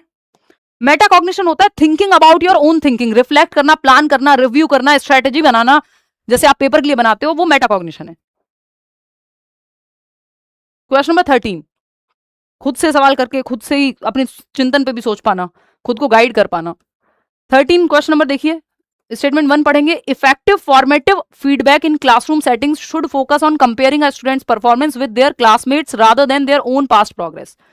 हमने ये डिस्कस किया है कि शर्मा जी के बेटे को वर्मा जी के बेटे से या बेटी से नहीं कंपेयर करना है, शर्मा जी के बेटे को खुद की ही अपनी प्रीवियस परफॉर्मेंस से कंपेयर करना है। यानी हिमांशी को ये देखना चाहिए वो कल से आज बेहतर हुई है या नहीं, ये नहीं कि और 4 लोगों से बेहतर हुई है कि नहीं, वो मुद्दा नहीं है। वो कई लोगों के लिए काम करता है, बट वो नेगेटिव मोटिवेशन है, एक समय के बाद वो खोखला कर देता है इंसान को अंदर से, क्योंकि आप काम इसलिए कर रहे हैं कि किसी को आपको दिखाना था, है ना, कि उससे आगे जाना था। वो सर्टेन आप कोई रेस में भाग रहे हैं, एक्चुअल रेस में, तब तो समझ आता है, उसमें भी आप अपनी ही परफॉर्मेंस बेटर करोगे, रोज थोड़ी देखोगे कि आज इसके साथ फिर से दौड़ के देखूं आज जीतूंगा कि नहीं, वो तो आप अपनी ट्रेनिंग पे फोकस करोगे। तो यहां पे मुद्दा ये एकदम गलत है, जैसी बात आए कि बाकी बच्चों से कंपेयर करो बच्चे को, एकदम गलत है। बच्चे को उसकी खुद की पास्ट परफॉर्मेंस से, पहले जैसा वो परफॉर्म करता था वो कल से आज बेहतर हुआ है कि नहीं, ये देखना है, ना कि बाकी बच्चों से कंपेयर करना है। समझ रहे हो, ये एकदम बकवास बात है, फॉल्स हो गया ये तो, क्योंकि इन्होंने लिखा है कि कक्षा के वातावरण में प्रभावी रचनात्मक प्रतिक्रिया है, कि बहुत अच्छी चीज है कि सहपाठियों के साथ बच्चे की तुलना करो। गलत बात है ये तो सारे ऑप्शन अपने आप ही खत्म हो गए, ये बोथ वाले बचे ही नहीं, और ए ट्रू हो नहीं सकता। तो जैसे ही ए फॉल्स होता है तो बाकी कुछ चेक नहीं करना, सिंपल 4th ऑप्शन पे चले जाना है कि ए इज फॉल्स, अब आर ट्रू हो कुछ हो हमें मतलब है ही नहीं, क्योंकि और ऑप्शन बचा ही नहीं है कोई। तो क्राइटेरियन रेफरेंस्ड, सीआरटी जिसको बोलते हैं, आज ही बैच में किया था हमने, criterion referenced feedback helps learners identify specific gaps in their understanding and promotes a mastery oriented mindset. Criterion reference test जैसे सीटेट है, एनआरटी और सीआरटी 2 स्टैंडर्डाइज्ड टेस्ट हैं। सीटेट आपका क्राइटेरिया है कि 60% नंबर ले आओ जनरल कैटेगरी में हो तो, 55% नंबर ले आओ अगर ईडब्ल्यूएस में हो, सॉरी ईडब्ल्यूएस तो यहाँ लागू नहीं होता सीटेट में, ओबीसी या एससी या किसी और कैटेगरी से हो तो क्राइटेरिया है, किसी को फर्क नहीं पड़ता 140 नंबर ला रहे हो या नहीं। लेकिन नौकरी तब मिलेगी जब बाकियों से ज्यादा नंबर लाओगे, तो वो केवीएस एनवीएस में होगा, वो एनआरटी है। तो वो कुछ जगहों पे क्योंकि लिमिटेड सीट्स हैं और वो कोई ना कोई तरीका उनको चाहिए होगा सिलेक्शन के लिए। ये बात सही है कि मास्टरी का पता चल जाता है कि अगर सीटेट में अनुराग के 143 नंबर आए हैं, लर्नर है हमारे, तो या सचिन के 141 नंबर आए हैं, अनुष्का के 140 नंबर आए हैं, तो इन लोगों की मास्टरी हासिल हो चुकी है उस सिलेबस पे, सीटेट की जितना भी सिलेबस है उस पर मास्टरी हासिल कर चुके हैं, तभी 150 में से 140 आ रहे हैं। तो किस हद तक मास्टरी हासिल हो चुकी है या गैप कहां रह गए, ये दोनों चीजें जानने के लिए सीआरटी काम में आता है।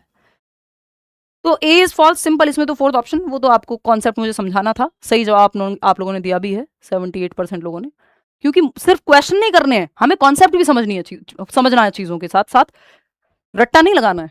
रटंत विद्या तो चलंत नहीं है बिल्कुल, सीटेट में रटना कभी काम नहीं आया, और अब तो समय के साथ पिछले 5-7 सालों में और देखोगे आप तो बिल्कुल भी नहीं आता, पहले भी नहीं आता था, लेकिन और लेंदी हुई है प्रोसेस, लैंग्वेज और लेंदी हुई है। स्टेटमेंट 1 देखो फटाफट, a primary school student who shares her lunch only with peers, बहुत ही प्यारा सवाल है, अगर ये गलत कर दिया ना तो इसका मतलब आपके बेसिक कॉन्सेप्ट हिले हुए हैं। बहुत ही प्यारा सवाल, पढ़ो एक बार खुद से।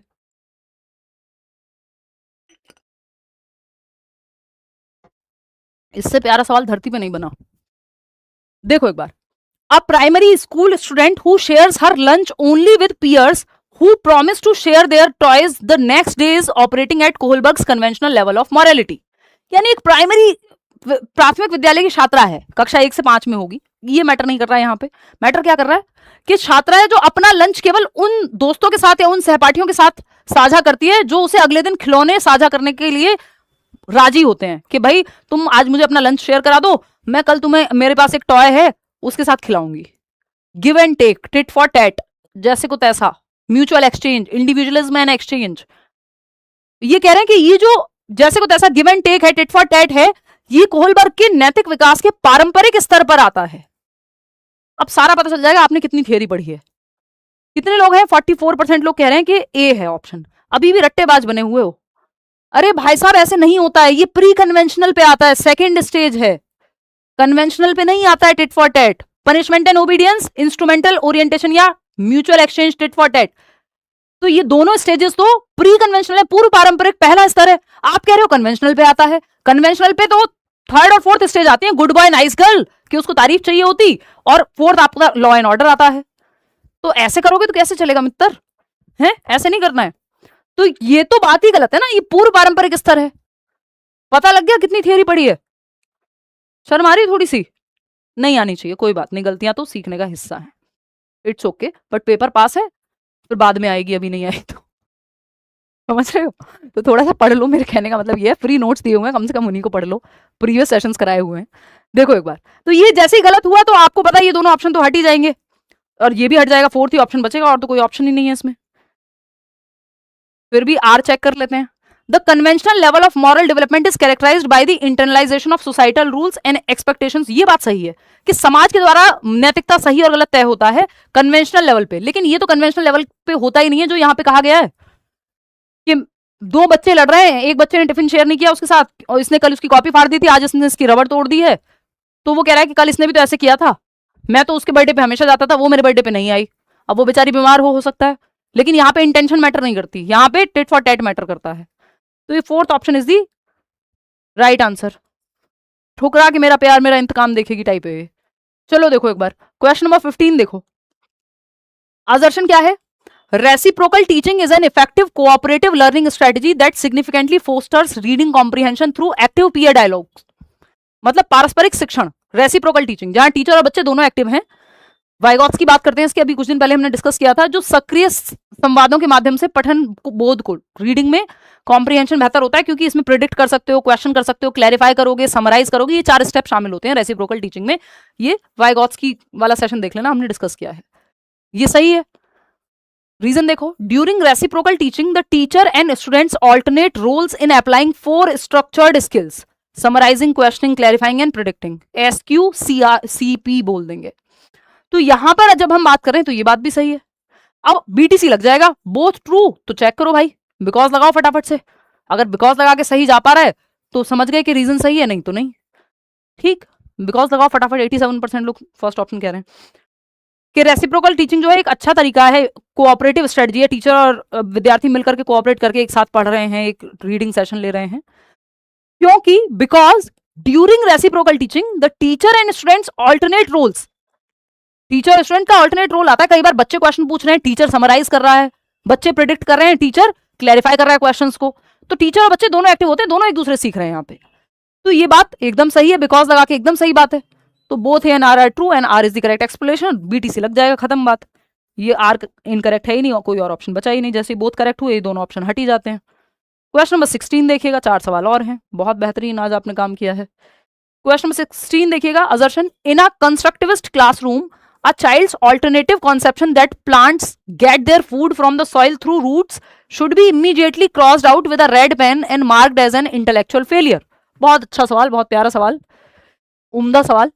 एक रचनावादी कक्षा में बच्चे की यह वैकल्पिक धारणा की पौधे जड़ों के माध्यम से मिट्टी से अपना भोजन प्राप्त करते हैं, अब आपको पता है कैसे करते हैं, ये गलत हो गया।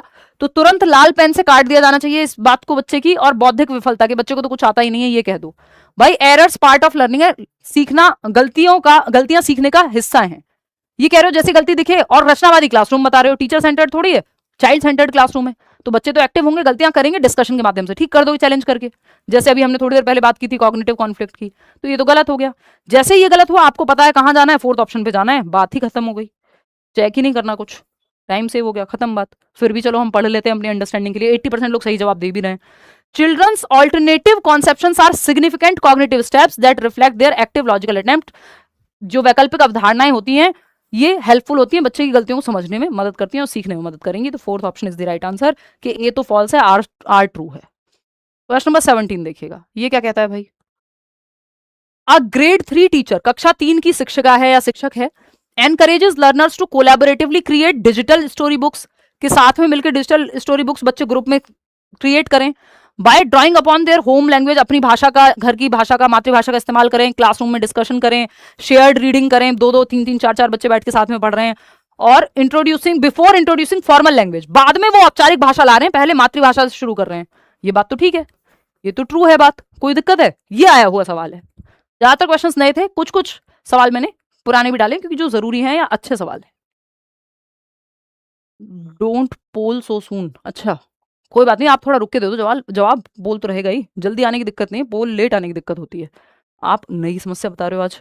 रीजन क्या है इसका? NCF 2023, national curriculum framework 2023 emphasizes that language learning should be holistic and meaning centered, integrating listening, speaking, reading and writing as mutually reinforcing processes. यानी राष्ट्रीय पाठ्यचर्या की रूपरेखा 2023 भाषा अधिगम को एक समग्र एवं अर्थ केंद्रित प्रक्रिया मानती है जिसमें श्रवण, वाचन, पठन और लेखन परस्पर एकीकृत हैं, इंटीग्रेटेड हैं। लिसनिंग, स्पीकिंग, रीडिंग, राइटिंग, एलएसआरडब्ल्यू या सूबो पाली, सुनना, बोलना, पढ़ना और लिखना, क्या है ये? इंटीग्रेटेड है, एकीकृत है, एक दूसरे से जुड़े हुए हैं। जब आप सुनते हैं तो आपका बोलना बेहतर होता है, जब आप पढ़ते हैं तो आपका लिखना भी बेहतर होता है, बोलना भी बेहतर होता है, सब एक दूसरे से जुड़े हुए हैं। अगर क्रम पूछे तो एलएसआरडब्ल्यू का यही सूबो वाली ही आप फॉलो करते हैं, नहीं तो इसको इंटीग्रेटेड मानते हैं। ठीक, तो जब आपने ये देखा, ये आया हुआ सवाल है और ये लैंग्वेज में आया है, इंग्लिश पेडागोजी में, हिंदी पेडागोजी में, दोनों में आया है, इसी बार आया है। जो प्रीवियस आपका पेपर हुआ है फरवरी वाला या मार्च में जो हुआ था, मार्च में भी हुआ था एक सेट, वो कोई पेपर लीक हो गया था शायद सीटेट का, कहीं किसी सेंटर पे दोबारा हुआ था या हो नहीं पाया था पहले। तो एनीवे यहां पे मुद्दा क्या है, एनसीएफ 2023 से और एनईपी से सीडीपी में क्वेश्चन नहीं आ रहे पिछले कई सालों से, लेकिन लैंग्वेज में आ जाते हैं। तो इसलिए मैंने बैच में भी स्पेशली ये कह करके डलवाया हुआ कि पढ़ लो इसको, कोई बात नहीं, इससे कोई नुकसान नहीं होगा, लैंग्वेज में काम आ जाएगा। अदरवाइज आपको कुछ नहीं पता, ना एनईपी में पता है ना एनसीएफ में पता है। सीटेट में सिंपल तरीका है, बच्चे के भले में है ऑप्शन, बच्चे की भलाई में, बच्चे के पक्ष में है ऑप्शन। अगर बच्चे के पक्ष में है तो सब बढ़िया है, कोई दिक्कत नहीं है। देखो दोनों बातें बच्चे के पक्ष में है, ये भी सही है और ये भी सही है। अब आप जाओगे बीटीसी पे, बोथ ट्रू है तो करेक्ट, चेक कर लो, आप चेक करो फटाफट से, बोथ ट्रू है, चेक करो कितने लोग हैं जो 76% लोग जवाब दे रहे हैं। अच्छा समझते हैं, इन्होंने कहा कि तीसरी क्लास की शिक्षिका है जो कोलैबोरेटिवली ग्रुप में बच्चे सीख रहे हैं, एक्सपीरियंस ले रहे हैं और पहले घर की भाषा यानी मातृभाषा से स्कूल की औपचारिक भाषा सिखाई जा रही है। पहले बच्चों को फ्रीडम है मातृभाषा में बोलने का, फिर धीरे धीरे स्कूल की भाषा सीख लेंगे। Very good, well and good, right है। एनसीएफ 2023 कहता है, इसका रीजन दिया है कि एनसीएफ 2023 कहता है कि लैंग्वेज लर्निंग जो है वो होलिस्टिक एंड मीनिंग सेंटर्ड होनी चाहिए, अर्थपूर्ण। तो अर्थपूर्ण कब होती है? कोई भी चीज जो बच्चे के जीवन से जुड़ी हुई हो, और बच्चे की मातृभाषा जीवन से जुड़ी हुई है, तो बात तो सही हो रही है यहाँ भी। बिकॉज लगा दो बात बन जाएगी, बिकॉज लगा दो बात बन जाएगी कि भाई घर की भाषा का इस्तेमाल करो, बच्चे एक्टिव है, मीनिंग मेकिंग होगी, बात सही है एकदम। Both and R are true, and R is the correct explanation, खत्म ही हो गई बात। आगे बढ़ेंगे, क्वेश्चन नंबर 18 देखिएगा। ये अगेन एक बड़ा और लेंदी सवाल है। असर्शन चेक करते हैं। A school integrates AI generated performance analytics but considers end of term standardized paper pencil test scores as the principal basis for documenting learners overall progress। यानी end term standardized paper pencil test, यानी बच्चे को rank करना हो या paper pencil test मुख्य बना रहे हैं बच्चे की लर्निंग प्रोग्रेस को जांचने के लिए, मेन चीज को पेपर पेंसिल टेस्ट को कह रहे हैं, जबकि हमारे लिए फॉर्मेटिव असेसमेंट होना चाहिए, सबमेटिव नहीं। सबमेटिव मेन नहीं है ना, वाइल प्रिंसिपल नहीं हो सकता summative. While classroom observations and portfolio serve only as supplementary evidence, कह रहे हैं पोर्टफोलियो तो ज्यादा महत्वपूर्ण नहीं है, पेपर पेंसिल टेस्ट ज्यादा महत्वपूर्ण है। बेकार बात है, आपको भी पता है, सीसी में डिस्कस किया हमने, गलत है। रीजन क्या है? Continuous and comprehensive evaluation advocates gathering evidence of learning through diverse qualitative and quantitative assessment। CCE कहता है कि qualitatively और quantitatively शैक्षिक, सह शैक्षिक, करिकुलर, को करिकुलर दोनों पहलुओं को मापो, that collectively capture both scholastic and co-scholastic dimensions of children's development। ये बात तो सही है कि एविडेंस लो, यानी सिर्फ पेपर पेंसिल टेस्ट से मत जांचो, आप पोर्टफोलियो भी लो, चेकलिस्ट भी लो, इंटरव्यू भी लो, ऑब्जर्वेशन भी करो।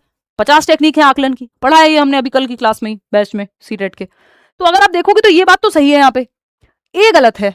जैसे ही ए गलत हो जाए, आपको पता है एक तो ये दोनों ऑप्शन हट गए, तीनों ऑप्शन हट जाते हैं, बस बचता ही एक है, वो है फोर्थ ऑप्शन। ठीक है, सिंपल, बीटीसी लगेगा ही नहीं, जरूरत ही नहीं है। सेकंड लास्ट क्वेश्चन है, क्वेश्चन नंबर 19, 20 सवाल करने हैं हमें।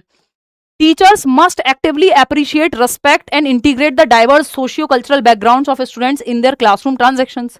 शिक्षकों को अपनी कक्षा की गतिविधियों में, अपनी एक्टिविटीज में, क्लासरूम की, छात्रों की विविध सामाजिक सांस्कृतिक पृष्ठभूमि को, जिस समाज जिस संस्कृति से बच्चा आ रहा है, सक्रिय रूप से सराहना और सम्मान और एकीकरण करना चाहिए। बच्चा जिस भी धर्म, जाति, संप्रदाय, सामाजिक परिप्रेक्ष्य से आ रहा है, जो भी एक्सपीरियंस बच्चा जो लेके आए स्कूल में, सब अच्छा होता है। सालों से एक ही बात कह रही हो, उसकी भाषा हो, उसका आर्थिक स्थिति हो, कुछ भी हो, हर चीज अपॉर्चुनिटी है, अवसर की तरह इस्तेमाल करनी है आपको। जो भी है, जो भी लेके आया है वो बेहतर है, उसकी प्रीवियस नॉलेज वो उसकी नींव का काम करेगी, बस आपको कनेक्ट करना है उसको। बात तो सही है। रीजन क्या है?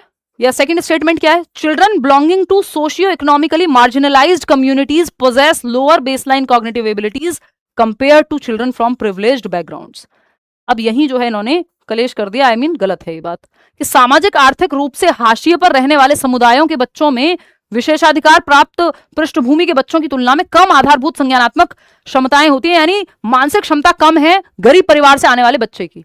देखिए आईक्यू पे इकोनॉमिक्स जो इकोनॉमिक स्टेटस है उसका प्रभाव पड़ता है, इसका मतलब ये नहीं है, और आईक्यू एकमात्र तरीका नहीं है सीखने का। और दूसरा, ऐसा नहीं कि बहुत किसी का आईक्यू सिर्फ अमीर परिवार में पैदा होने से 140 हो जाएगा या गिफ्टेड हो जाएगा, बहुत बड़ा भी ऐसा नहीं होने वाला कि एकदम 70 से डबल हो जाएगा आपका आईक्यू, प्रभाव पड़ेगा। दूसरी बात ये कि ये हम मान नहीं सकते, हम मानते हैं बच्चे की एबिलिटी इंक्रीमेंटल है, आईक्यू को तो हम बहुत अच्छा नहीं मानते, हम तो मल्टीपल इंटेलिजेंस को मानते हैं, है ना। तो यहां पे ये मानते हैं कि अगर गरीब परिवार से आने वाले बच्चों में अमीर परिवारों से आने वाले बच्चों की तुलना में दिमाग की कमी है, तो डॉक्टर एपीजे अब्दुल कलाम कभी डॉक्टर एपीजे अब्दुल कलाम नहीं बनते, है ना। या इतने लोग जो गरीब परिवारों से आईएएस बन रहे हैं, आईपीएस बन रहे हैं, या आपके इधर आईआईटीएंस बन रहे हैं, मतलब संख्या कम होगी बट बनते हैं ना लोग, तो ये तो नहीं कह सकते कि उनमें संज्ञानात्मक क्षमता की कमी है बाय डिफॉल्ट क्योंकि गरीब हैं, ये तो बेकार बात है एकदम। तो ये गलत हो गया। तो ए तो सही है बट आर इज फॉल्स। तो जैसे ही कोई एक गलत होता है, आपको पता है 2 ऑप्शन कम से कम भी हट जाते हैं। तो third option is the right answer. कितने लोग सही कह रहे हैं? 69% लोग। आखिरी सवाल है आज का, देखिएगा असर्शन या अभिकथन क्या है। होपफुली इन सवालों का डर आपका निकल गया होगा आज। देखते हैं स्टेटमेंट 1 क्या है। Teachers should distance themselves from students and place the primary responsibility for learning entirely on the learners themselves. शिक्षकों को विद्यार्थियों से दूरी बना लेनी चाहिए और अधिगम की प्राथमिक जिम्मेदारी पूरी तरह से बच्चे पे छोड़ देनी चाहिए। क्या ये सही है? नहीं भाई, चाइल्ड सेंटर्ड क्लासरूम का मतलब ये थोड़ी टीचर एक्टिव ही नहीं है, बच्चों को जो करना है करें, टीचर की जरूरत ही नहीं है। टीचर फैसिलिटेटर है भाई, सुविधा दाता है। टीचर और बच्चे दोनों एक्टिव होते हैं एक अच्छी क्लासरूम में। ऐसा नहीं कि सिर्फ बच्चे ही एक्टिव हैं, टीचर है ही नहीं, जरूरत ही नहीं है उसकी। तो ये तो गलत हो गई बात। Learning is facilitated more effectively in an authoritative classroom environment than in a democratic classroom environment. ये जो अधिगम है, लर्निंग है, सीखना है, वो बेहतर होता है किसमें? अधिनायकवादी या सत्तावादी एनवायरमेंट में, बजाय की लोकतांत्रिक कक्षा के। ये तो उल्टा बोल दिया।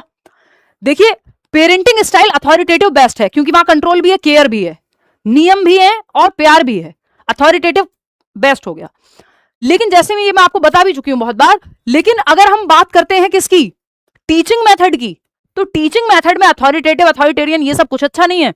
टीचिंग मेथड में डेमोक्रेसी बढ़िया है, डेमोक्रेटिक मेथड है। क्योंकि पेरेंटिंग स्टाइल में डेमोक्रेटिक मेथड कोई नहीं है। वहां पे अथॉरिटेटिव होता है, अथॉरिटेरियन होता है, पैसिव मिस्टेक होता है, या पैसिव पेरेंट्स होते हैं, या फिर इग्नोरेंट होते हैं, बिल्कुल नेग्लेक्टफुल बोलते हैं जिसको। पेरेंटिंग के 4 टाइप हैं जिसमें अथॉरिटेटिव बेस्ट है। अथॉरिटेरियन वहां भी बेस्ट नहीं है कि कह दिया ना कह दिया, अमिताभ बच्चन टाइप्स, मतलब एक्चुअल अमिताभ बच्चन नहीं, जो मूवी है उनकी, चाहे वो मोहब्बतें हो, चाहे वो आपकी कभी खुशी कभी गम हो।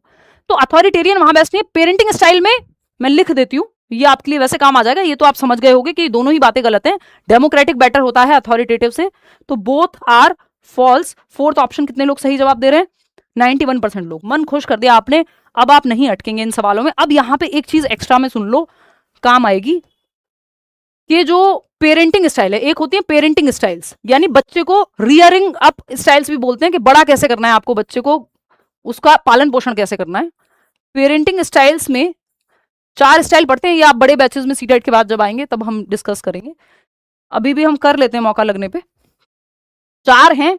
बेस्ट कौन सी है? बेस्ट होता है अथॉरिटेटिव, अधिनायकवादी कह देते हैं, अथॉरिटेटिव। अथॉरिटेटिव बेस्ट है। क्यों है बेस्ट? क्योंकि केयर और कंट्रोल 2 ही चीजें होती हैं पेरेंटिंग में। केयर भी है यहाँ और कंट्रोल भी है, यानी नियम भी है लेकिन बच्चों की केयर भी है, डिसिप्लिन भी है और चर्चा भी होगी, डिस्कशन होके रूल्स तय होंगे घर के या बच्चों के। अच्छा उनको साइंस स्ट्रीम लेनी है, क्यों लेनी है, उस पर चर्चा होगी। सही और गलत क्या है, दोनों पहलू देखे जाएंगे। मन क्या है ये देखा जाएगा। नियम है कि भाई घर में 11 बजे से पहले आना है रात को, और ये सबके लिए, ऐसा नहीं है लड़कियों के लिए है। किसी घर में कुछ और हो सकता है, अलग अलग फ्लेक्सिबिलिटी हो सकती है, किसी और जगह पे नियम हो सकता है। केयर और कंट्रोल दोनों है बेसिकली। क्योंकि अगर ये होगा कि बच्चों को आप कहो जिस टाइम उठ रहा है सब सही है, तो फिर दिक्कत हो जाएगी, फिर तो वो स्कूल भी नहीं जाएगा। तो कंट्रोल भी चाहिए और केयर भी चाहिए। अब यहां पर पेरेंटिंग स्टाइल में बेटर होती है अथॉरिटेटिव। जैसे ही बात करते हैं टीचिंग स्टाइल की, टीचिंग स्टाइल की जैसे ही बात करोगे तो ये तो पेरेंट्स के लिए बेहतर हो गई authoritative teaching style. Teaching style में बेहतर होती है या बेस्ट होती है हम कहेंगे डेमोक्रेटिक स्टाइल, क्योंकि यहाँ अथॉरिटेरियन है, अथॉरिटेटिव का कोई रोल नहीं है। डेमोक्रेटिक यानी हर बच्चे को अपनी बात कहने की आजादी है, लोकतांत्रिक टीचर ज्यादा बेहतर है, जहां बच्चे और टीचर दोनों एक्टिव हैं, for the people, by the people, of the people, समझ लो। डेमोक्रेटिक स्टाइल ये बेहतर है क्योंकि बच्चे और टीचर दोनों एक्टिव हैं, टीचर और स्टूडेंट बोथ आर एक्टिव। तो अगर टीचिंग मेथड में बात करें तो आप कहेंगे डेमोक्रेटिक मेथड बेस्ट है, लोकतांत्रिक विधि। पेरेंटिंग स्टाइल में बात करें तो आप कहेंगे अथॉरिटेटिव, अथॉरिटेरियन नहीं, वो हिटलर शाही हो जाएगी, अथॉरिटेटिव बेटर है।